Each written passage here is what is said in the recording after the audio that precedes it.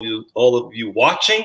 Very excited to have our guest today. We're going to talk about interpreters and language skills in foreign countries. So before we get that going, I want to get Carlos to introduce the show, and let's have some fun. Absolutely. Thank you, Tulio, as ever. Good afternoon, and thank you for joining us on Dojo Live. Today, it's Wednesday, the 20th of November, and in Dojo Live, as you probably know, we're co-creating the future of workplace diversity by sharing and learning the experiences of tech luminaries and tech business leaders. So my name is Carlos Ponce, broadcasting live from Mexico City. And so, as well, Tulio introduced himself and my fellow teammate. And also, I'd like to mention that we also have my fellow teammate, Laura Fimbres, co-host in training. So she's going to be around every now and then, asking great questions.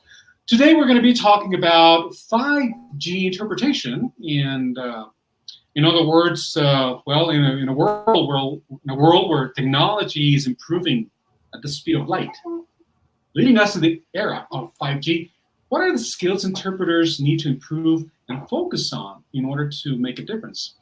And here to tell us all about it and to share her story is Alessandra Campana, the founder of InLingo, language company that does a little bit of out of the ordinary. So Alessandra, welcome to the show. It's a pleasure and an honor to have you here. Oh, it's an honor for me. Thank you so much for having me. I'm really humbled by the invitation among all these tech luminaries. Yeah. Really humbled. Yeah. Thank you. It's a pleasure, Alessandra. So first of all, I'd like to ask you a couple of questions. First, tell us and the audience, of course, tell us a little bit about you, and also of course, about InLingo.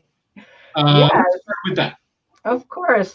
Well, I learned English as a kid. I grew up in Gaeta, which is a little jewel of a town on the coast of Italy between Rome and Naples, and where there's an American military base. So I had American neighbors ever since I was a kid. Now, I stepped up in my game when I was a teenager. I met this girl who was still one of my best friends. And I learned English from her. I improved my English with her. She never learned Italian, but I definitely improved my English, so much so that during that time I was in classical high school. I don't know if you know that in Italy, you can already choose a path when you go to high school. I was doing classical high school. You do a lot of Latin, a lot of Greek, ancient Greek. And it helped me a lot. But then after 2 years, I was like, no, I like English. I like live languages. So I changed high school. I went to a linguistic high school. Now, in order not to start over from the first year, I had to learn French during that summer because I had to have a test and seeing what year they were going to put me in. And I basically learned French in 1 month. At that point, I realized that I kind of had an ear for languages. I tend to kind of mimic the person that I speak with. If I speak for a long time with somebody that's Spanish, for example, I'll be doing that too, unconsciously. My mom used to tell me all the time, she would know exactly who was on the other side of the phone after 1 minute that I speak with them, because I would just start taking the way of speaking. And then me and my family, we eventually moved to Rome. I wanted to go to school for interpreters and translators right then and there. Unfortunately, is a private school and it was very expensive. So I went to university, which is in Italy is public. So I did 2 years of sociology, which is another subject that I love a lot. Cultures, this has a lot to do with sociology. And then after that, things got better for my family, and I was finally able to enroll in the School for Interpreters and Translators. I did there 4 full years of intensive training, simultaneous interpretation, the whole 9, note-taking, translation, everything that is to do in order to become a professional interpreter and translator, at least in Europe. So when I finally moved over here in the United States, I'm in Georgia, I realized that our profession was not taken too much seriously as much as it is in Europe, meaning that I noticed that a lot of people who were defining themselves interpreters and translators were simply bilingual people, which there's nothing wrong. I mean, being bilingual is great. It's a great advantage. It opens plenty of doors. But being a professional interpreter and a translator is a totally different thing. Now, I always do this parallel, like, you know how tall people, they're always destined to play basketball, at least one time. And even if maybe they're not into sports or things like that, they just try just because they're tall. So just because you're bilingual doesn't mean that you can be a good interpreter and translator. It takes certain skills and above all, passion. So when Alessandra, we have something in common. I grew up 60 kilometers from the Air Force base of Sigonella in Sicily. And we should probably do this interview in Italian just to confuse people even further. Va bene, va bene. Intervista in italiano per tutti gli altri che ascoltano. Peccato. Pazienza. Okay. So tell us a little bit about InLingo. Tell us about the company. Yes. So after a few years, when I realized what the tendencies were here about our profession, I finally decided. I had a long career as an interpreter over the phone, mainly because, as we know, Italian is not as requested as, of course, Spanish here in the United States. So I had to work from home over the phone and eventually also video. And then I decided to open my own company. And the reason being is that I wanted to try and fix what I was seeing that was wrong about this type of remote interpretation. Every time I talk to other people or I go to hospitals, for example, where they use remote interpretation a lot, every time they talk about the company that they use for remote interpretation, they always like, okay, remote interpretation. So I said, you know what? A lot of us interpreters, because we don't speak Spanish, but we speak other languages, we do have to work remotely. And I wanted to try and improve it. So basically, InLingo is all about quality. So quality versus quantity, of course. And by quality, I don't only mean the fact that, of course, the interpreters and translators have to be trained and certified, but that spark. I need that spark. I need that passion. You know, that characteristic that you can see in people when they love what they do. And that's very, very important to me. So not only that, but of course, the interpreters, the number two thing of InLingo is that the interpreters are well compensated for what they do, things that doesn't happen often, unfortunately. And then create a personal rapport. So try to avoid as much as possible the impersonal experience of a call center. So I tend to, what I like to do is for every client to build their own personal team of interpreters and translators so that they can create a rapport with them. They can create a relationship, and that's so important today. So, Alessandra, how does technology or the upcoming of 5G, because it's one of the topics. Exactly. How does that change the landscape of translators in the world today? Yes. But before we answer that question, I'm curious. Yes. What are the top requested languages?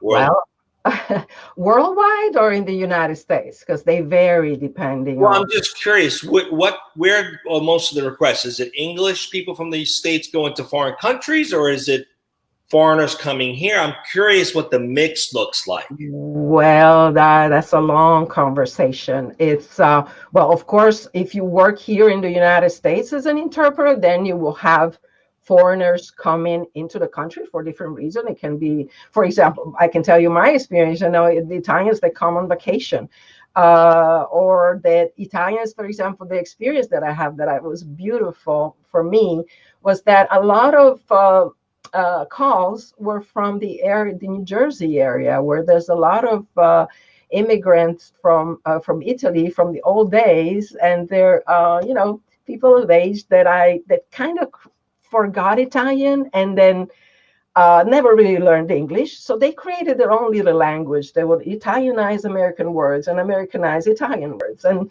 that was another learning process for me. And but in general, what's the top languages? I would say Spanish, English. I mean, I'm assuming probably. Yes, well, English is mostly spoken almost everywhere.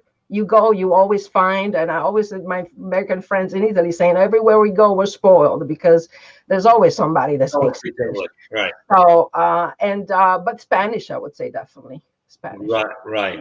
And so, are most of your customers multilingual, multicultural companies that have international locations? Are they executives? Who are your typical customers?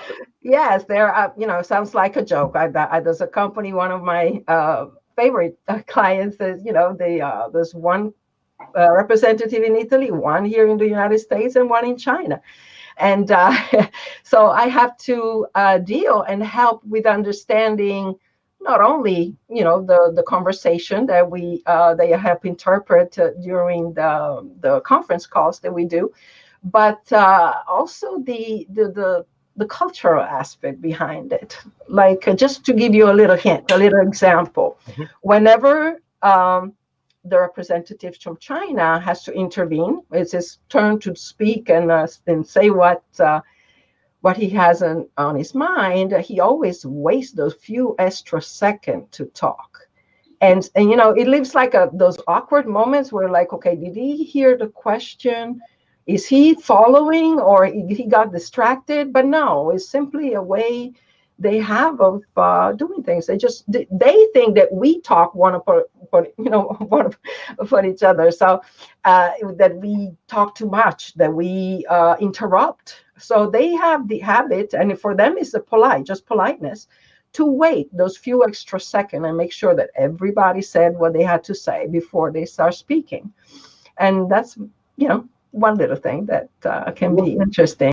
Yeah, that's interesting. So, and this is from China. So culturally speaking there, the habit is you wait before you respond because it's respectful. Yes. That probably wouldn't go very well in Italy or most of the Western world. Right. But as long as as long as you prepared, and that's another thing that InLingo does. Not only we provide interpretation and translation, but we help in this process. Okay, which is great. So if I'm a CEO of a company, I'm going to visit people in China. Exactly. I certainly want. So part of the service is not just translating what I need, but also helping me understand. Give yourself a quick pause for 5 seconds before you speak. But that also means that culture tends to also stop talking, right? To give the other. Is that also, does it work that way too? Or how do you deal with someone's just going on and on and on? Well, of course, let's say, for example, you are this multinational company and you want a new distributor. We're talking about China. Let's say China. You go there, you have your presentation, you have a meeting. So first off, what InLingo does is said, okay, let me look at your presentation. Let me make sure that what you're pitching to them is relevant to their culture. Maybe you're focusing on an aspect of your business that for them is, it's important, but not that much. And maybe there's another aspect of your business that for them is very relevant. So you need to have this consultation with somebody that knows the culture and try to lead you in the right direction, gives you all the do's and don'ts, all the things that you could expect. And then, of course, always taking into consideration the fact that they know you're there, you're American, and you have, certain American ways of doing things, and that would be, accepted. But if you want to create a good relationship, the effort that you put into trying and understand their culture and embrace their culture will be extremely appreciated. Okay, so is that the extra step when you talked about, we're unusual because we're not just doing translation? Is that the extra? Not only, no, not only that. That's one aspect. A different service that we offer. Actually, right now we're developing our own app for simultaneous interpretation because we offer up to 300 people conference calls with interpretation, simultaneous interpretation included. Now, another aspect of the business is creating this, because we're talking about remote interpretation. Now, remote interpretation here in the United States is mostly used in healthcare. So big hospitals that need access to interpreters 24/7, all the time. So that's what I'm trying to focus on, because again, here in Atlanta, there's a lot of people that I know that work in this hospital as in-person interpreters, a lot of people that work at, higher level in departments of interpretation and translation, and I hear their complaints. So that's why I'm trying to build something that is more personal than the average call center, where again, they tend to hire people that are simply bilingual. They're not well trained, and also add more. And this is where we come to talk about technology. I remember in one of your interviews here on Dojo, you said, what does it matter really what the frame of our screens look like? What matters is the people in it, and what is being discussed and what we talk about. That's what was really important about Dojo Live, and the same thing there. So you have to, yes, I do have the software or the application where you can access video interpreters, but how is that video interpreter going to appear to you? So what I do, I train my interpreters to be a little bit better. We know that nowadays a digital image is very important. So we work on that a lot. A lot of interpreters went from being over the phone interpreter, and then little by little they were driven towards, by their own company, driven towards video interpretation, but it kind of kept on looking the same, meaning, it's I'm working from home, I'm over the phone, nobody can see me, so I don't take too much care. I just to get too comfortable. I don't get too much care of my aspect or of what my background looks like. So that's it. Alessandra and Tulio, there's something that I would like to ask you. Yeah. That kind of leads me to today's topic. Mm-hmm. Yep. So I'm going to ask this question and then pass it on to Laura. She might have a couple of others. So what are the skills? I mean, you mentioned this in the tagline. What are the skills that interpreters need to improve? Right. Work on in order to make a difference? And what kind of difference are you talking about? Well, first of all, again, like I said at the beginning, there interpreters and translators need, we're talking mostly interpreters now with technology. Mm-hmm. They need to have certain skills that go beyond the simple translation of words. Communication, we've seen studies that communication is 55% body language, 38% tone, and just a little 7% words. So as interpreters, we need to transmit certain feelings to the people that see us. A lot of interpreters that tend to do, for example, consecutive interpretation, which is taking notes or looking down instead of up at the camera. And that's not a good experience. A lot of interpreters, they just tend to overlook their whole aspect. Again, background, their own person. You can transmit certain feelings even through video, through body language. Right. Body language is very important. Like, for example, me as an Italian, I'm talking in my hands all the time. And for example, for over-the-phone interpretation, unfortunately, there's only so much you can do. For me, for example, as an Italian, if you take out the video aspect of it, it's like if you tie my hands behind my back right now, I will barely be able to continue talking.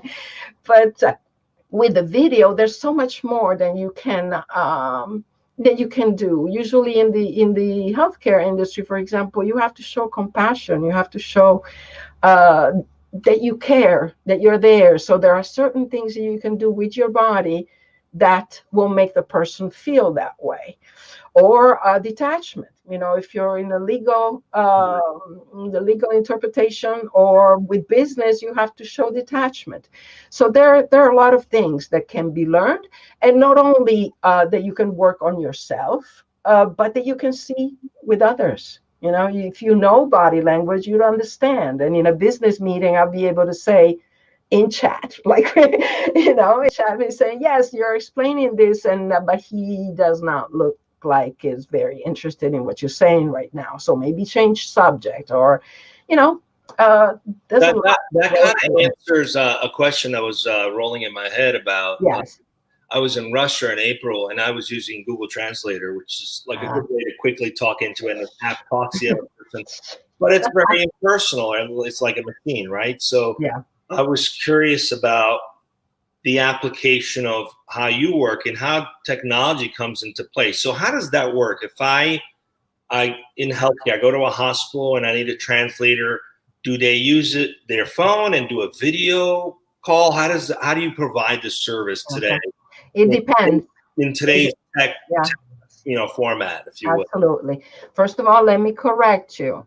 Interpreters, not translator. Translator writes. The interpreter speaks.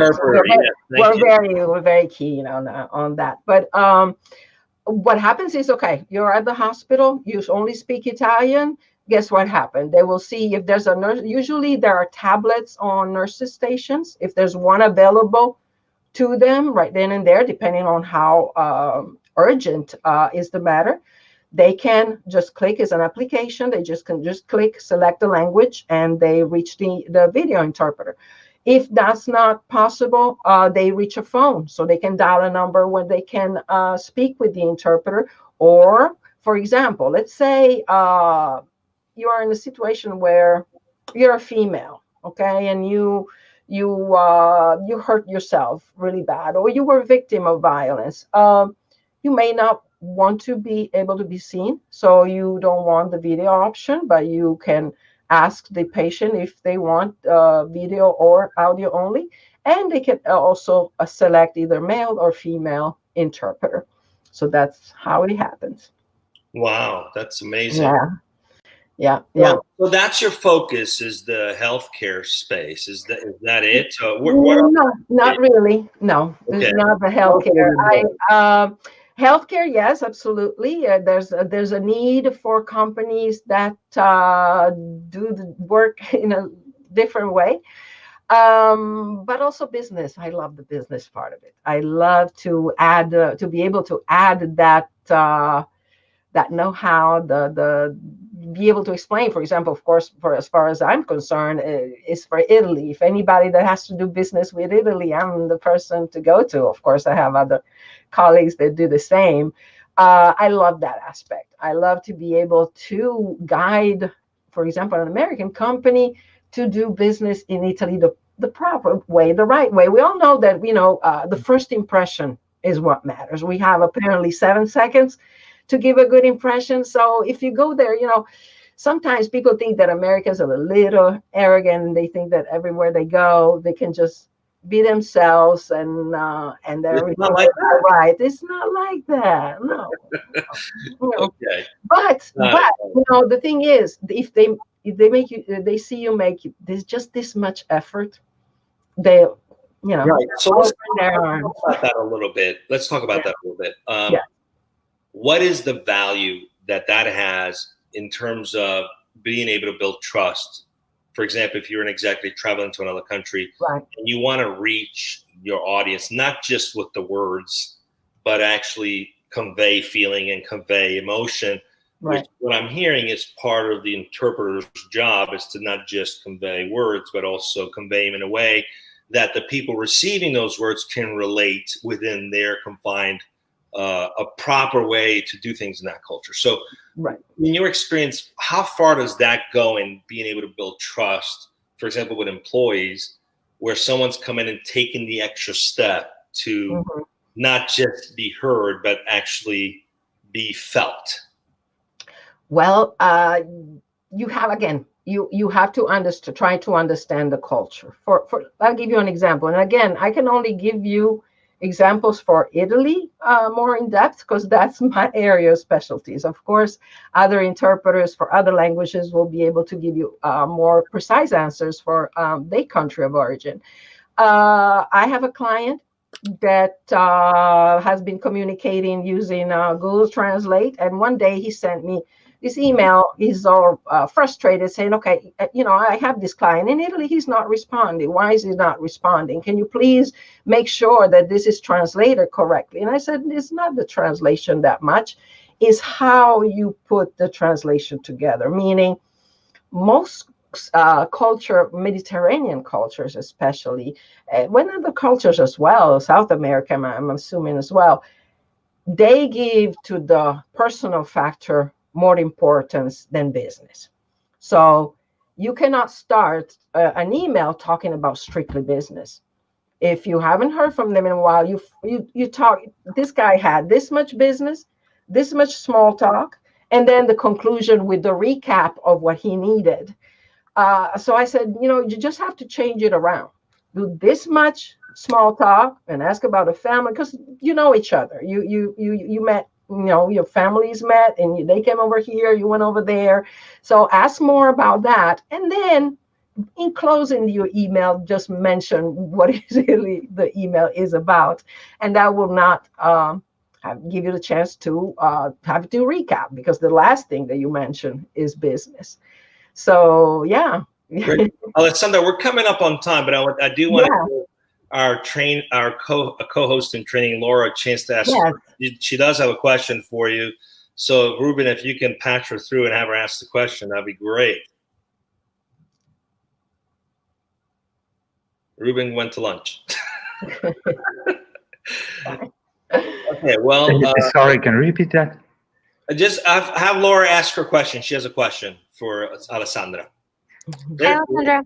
Hi, Laura. Hi, just one question came up to my mind. Have you ever considered adding ASL to InLingo? Is that a possibility? Oh, yes. It's there. It's there. Absolutely. Nice. Yes. And one thing, for many, many years, I was convinced that sign language was universal, which is not, of course. And then now I understand why. But also, sign language, we were talking about body language. Even body language is different from country to country. So that's also a very interesting aspect. Can we do both? Like if I went somewhere and I had an interpreter, could I have two? One that's actually interpreting in language and then one that's doing sign language? Or is that possible today? Absolutely. Oh, yes. Okay. Oh, yes. Great. Well, we're up on time. So if anybody wants to add that personal touch, be able to offer a little bit more than just interpreting words, actually to perhaps interpret intention within the recipient's framework on how they receive the information, they should definitely reach out to you because you're providing that service. We'll make sure to put it on the landing page of the show. Any other questions? Otherwise, thank you for being with us. We're on time. Yeah, just to wrap it up real quick, the technology is awesome, and I love. I'm a technology freak, really, and but it's simply a tool. I think that going forward, going into the 5G and artificial intelligence and all this, people will start being more and more important instead of less and less. Some people, I think they have a misconception on that. The human insight is going to become more and more important. Well, thanks for being with us. I think those were very wise words. Thank you so much. It was very much fun, and it was great spending this time with you all. Great. Carlos, who do we have next week, right before Thanksgiving? Want to announce the next week's show? We can't hear you. Yeah, they're just moving. Do you have an interpreter? No one's on mute? I don't know. Whatever. I don't know sign language. But anyway, yeah, absolutely. Well, let me see too. Well, next week we're going to be speaking with Tal Shalit. I hope I got that right. He is the CEO of BetterRest. That's a tech company. And we're going to be speaking about reimagining mobility and accessibility across regions. So that's for next week, folks. Right here on Dojo Live, same time, same venue. We look forward to having you here. And Alessandra, the only thing left for me to do is, as usual, send out a big, heartfelt, warm thank you to you for being with us. Right? Thank you. And folks, just so that you know, I'm also going to be part of Alessandra's team of collaborators, hopefully in the future. Yes. Anche tu, Anche tu. Ma sì, perché no? Yeah. There you go. So, Alessandra, it was a pleasure to have you here, and I want to thank my fellow teammates, Tulu Siragusa in Los Angeles, and of course, our co-host in training, Laura Fimbres, in our Hermosillo office. Thank you both, big time. Thank you. And see you next time, folks. Thank you for watching Dojo Live.